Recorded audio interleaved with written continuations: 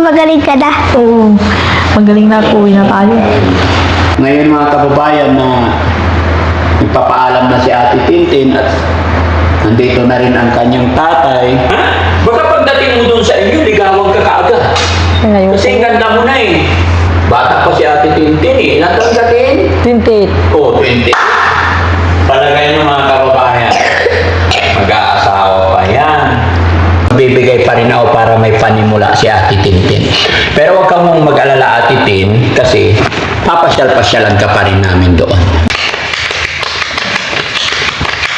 Sa pagkakatanda mo tayo noon, bakit nga ba nagkaroon siya ng problemang ganyan? Paano at saan nagsimula? Dahil sa asawa niya, Dahil sa asawa. pinabayaan. Pinabayaan siya ng asawa niya. Sila singgiro yung asawa niya. Wow, so sad naman. Yan mga kababayan, no? Mayroon kasi dito ng mga nagpaabot ng tulong para kay Ate Tintin. So, ngayon mga kababayan na nagpapaalam na si Ate Tintin at nandito na rin ang kanyang tatay, masaya po ako na ibibigay din to sa kanila para mayroon din silang panimula, no? So, may nagbigay po kay Marinate M at saka si Anonymous from Portland, Oregon. Ayan. Mamaya lang po sa dulo ng video ito, sasabihin ko kung magkano nga ba yung mga natanggap ni Ate Tintin, no? Para mayroon silang panimula, no? Kasi alam ko sobrang hirap ni tatay lalo na sa kanyang kalagayan sa lalo na para kay Elizabeth, no?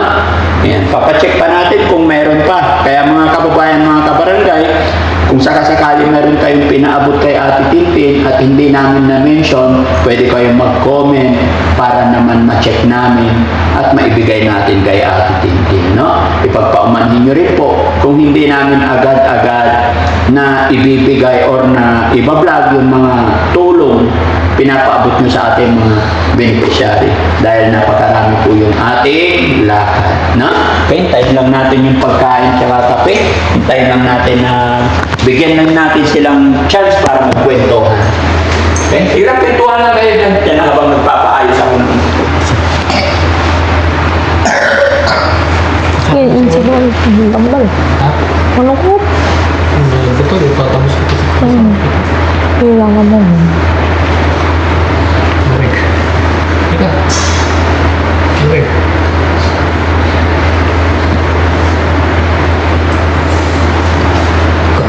Kamu.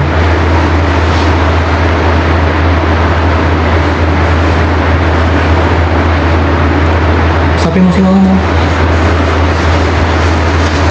Si mama mo. Dati Frankie, may cellphone po si Papa, hingi daw po. Ah? Cellphone. Ay, Yung ganito, yung ganito daw po. Oo, sige, sige. Ha? Okay. Wait lang. Muna, habang maghihintay tayo ng pananghalian. Ito bebe!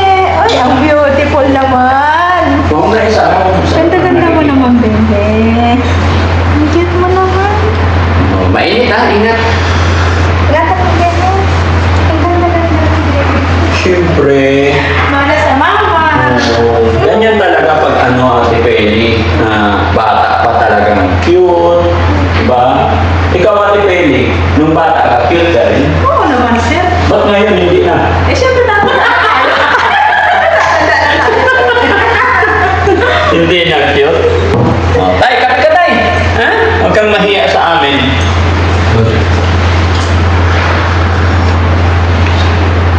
Init ah. Happy ka ba, Titi? Kasama mo yung tatay at anak mo? Alalayan mo yun. Baka mainit, lapag mo. Haba ng kuko ni Ate Tintin. Ano? Kukong mayaman. Ha? Baka pagdating mo dun sa inyo, ligawan ka kaagad. Ayoko. Kasi ang ganda mo na eh. Ayoko po. Ha? Ayoko po. Bakit? Ayaw mo. Ayoko. Ha? Ayoko, may anak na pa ako. Ano? May anak na pa ako. May anak ka na. Bakit pag may anak na hindi na pwede mag-asawa? Eh paano pag malamig? Ha? Ayoko po. Paano yung EPAM mo? Di ba may APAM ka? Opo. May nagtitik sa yung kano? Nag-uusap kayo? Madalang po. Ay, madalang. Opo. Sabihin mo sa kanya, papasyalin mo siya sa inyo para may magpagawa ng bahay niyo. No? Gusto mo magkaroon ng tatay? Elizabeth? Ayaw mo? Bakit? Para hindi malungkot si mama mo, para may kasama siya sa buhay. Bata pa si Ate Tintin eh. Ilan taon ka, Tin? 28. Oo, 20. Palagay ng mga kababayan. Mag-aasawa pa yan. Kapalagay mo tayo. Depende siguro sa kung may bata pa. Oo, bata pa nga eh. Basta ano lang tayo, pangako mo lang sa amin. Total, nakita mo na yung sitwasyon na pag napabayaan, magiging ganyan. Pilitin mo na mapainom ng gamot lagi. Huwag lang siyang mapuyat. Then, huwag magutuman. No? Sa pagkakatanda mo tayo noon, bakit nga ba nagkaroon siya ng problemang ganyan? Paano at saan nagsimula? Dahil sa asawa niya.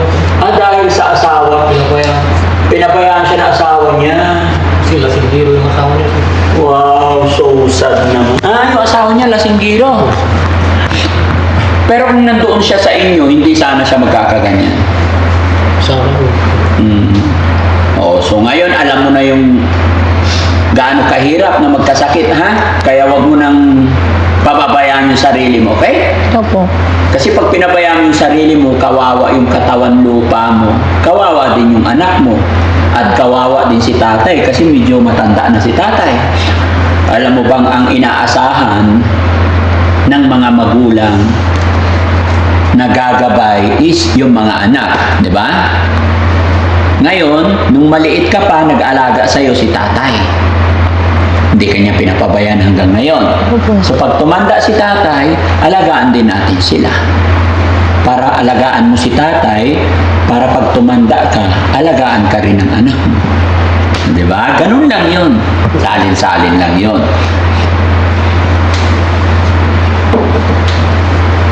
Buti naman sumama si Elizabeth. Sa huling pagkakataon, sumama eh na. Kala ko ayaw mo tala pumunta sa shelter. No? Okay. Congratulations kay Ate Tintin. Graduate na siya. No? Graduate na. No? Kape tayo mga kababayan.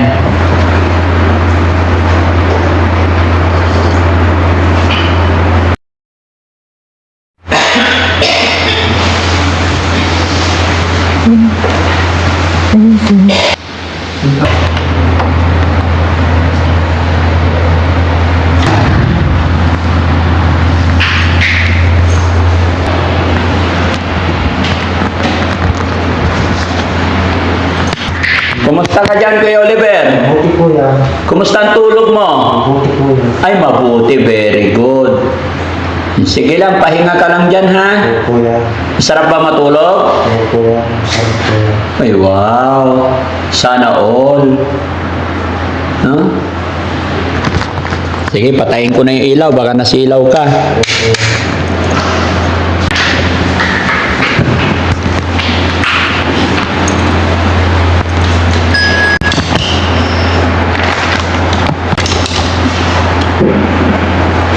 Magaling ka na. Oo.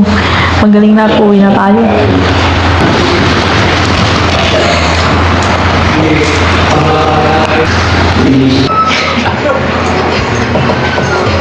Sexy ka. Kita mo nga yung katawan mo. Sexy. Okay. Okay. Tara tayo. Yung maganda tara.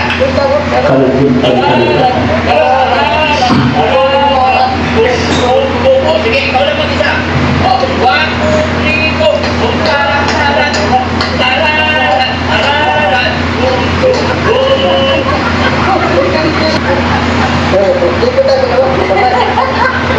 Galing sumayaw ni Bandam? Si Ate Tintin, hintayin natin sasayaw din. Okay lang. Uy! Oh, di ba?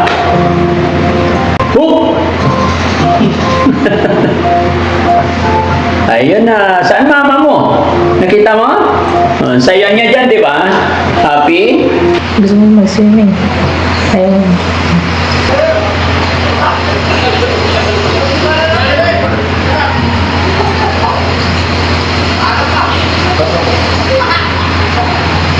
Tin, magkakain na.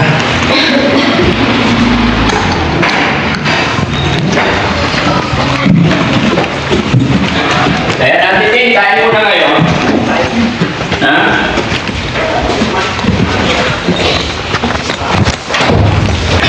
Dito na si tatay. Ay, dito ka. Si Ate Tin, dito. Tsaka si Elizabeth, tabi sila ng mama niya. Tsaka Elizabeth.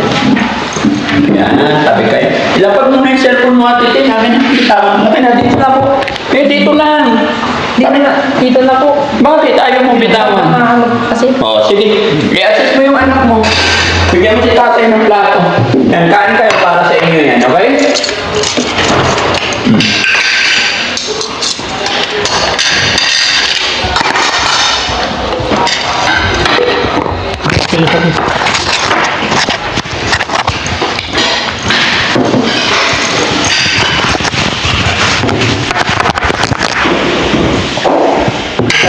Sige lang, kumain na kami. Kain lang kayo.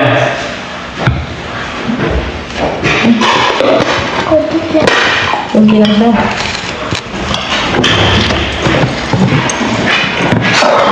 Sa'yo?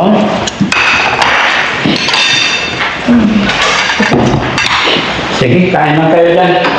Asan na yung blind? Oh,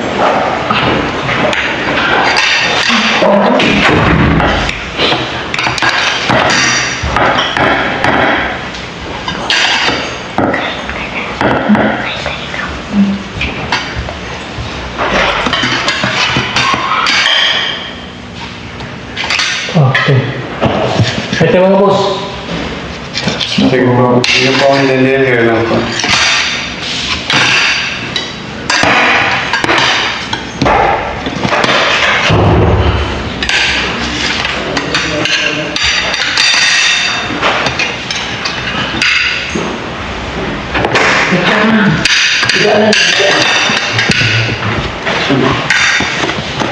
mamaya kakain tayo.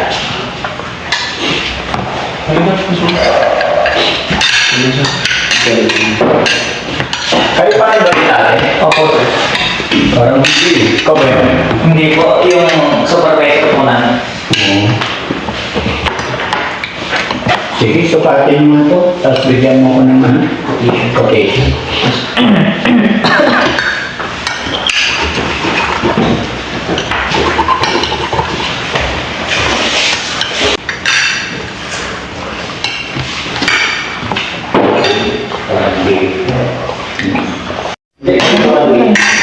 Pero, mas maganda rin. Salamat sa Salamat.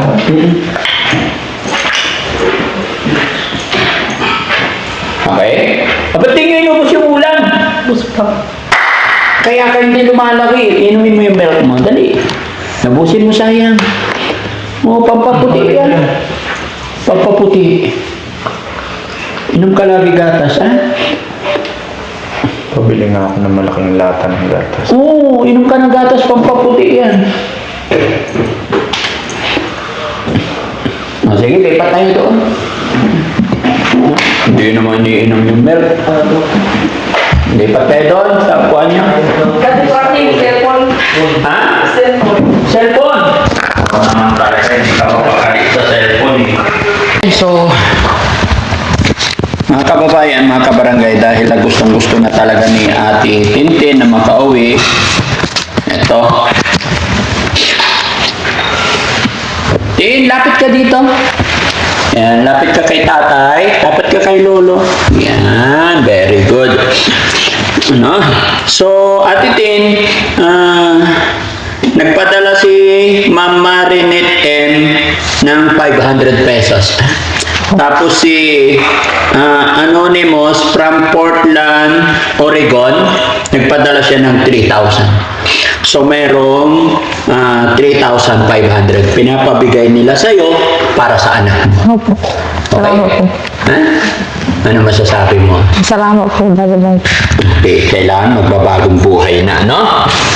Wala nang problema. So, ibibigay ko yung 3,500.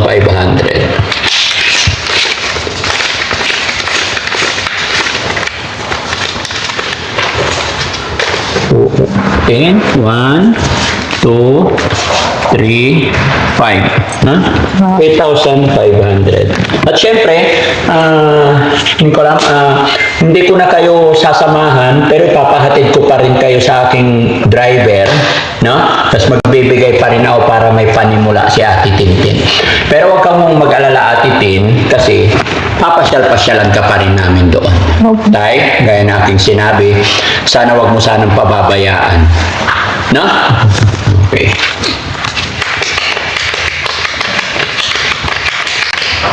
Kaya ako magbibigay tayo, pero yung gamot kasi abot pa ng hanggang March.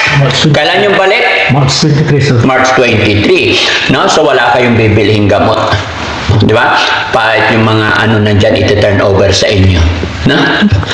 Walang Tapos, sa'yo, okay naman na. Sana wala ka nang magiging problema, no? Alagaan mo maigi yung anak mo. Diba, Elizabeth? Babantayan mo rin si Mama, ha? Huwag kang papayag na gagala-gala si Mama, ha? Gusto mo bang gumala ulit si Mama? Ayaw. Gusto mo kasama lagi. Alam ko naman na hindi kayo pababayaan ni Lolo, no?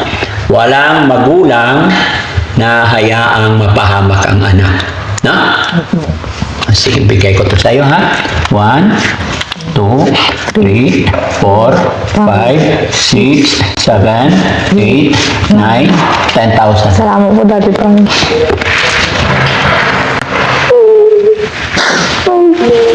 Parang bumibili po ko ng pagkain po. Parang mga pagtinda po ako.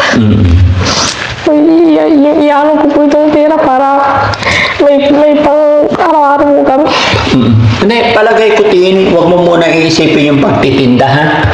Kasi kung gusto mo talagang magtinda, kulang yan. Binigay ko yan para pang-budget mo muna.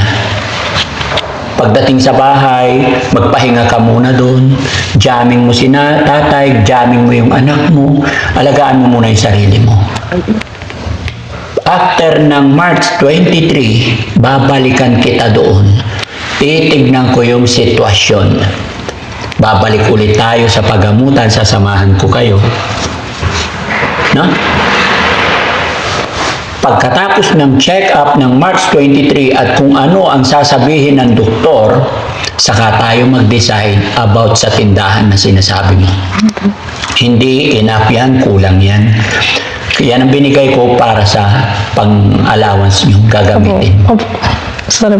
Saka na lang natin isipin yung kantin, yung tindahan, hanap buhay mo pag nakita kong okay ka na talaga. Hanggat maaari ayaw ko munang maobliga ka. Pero depende nga po yun sa sitwasyon. Kung talagang kaya mo na, wala na. Diba? Kasi kung talagang kaya mo na, makita namin, makita rin ng mga viewers natin, maraming nagmamahal sa'yo, Tintin. Maraming tutulong sa'yo.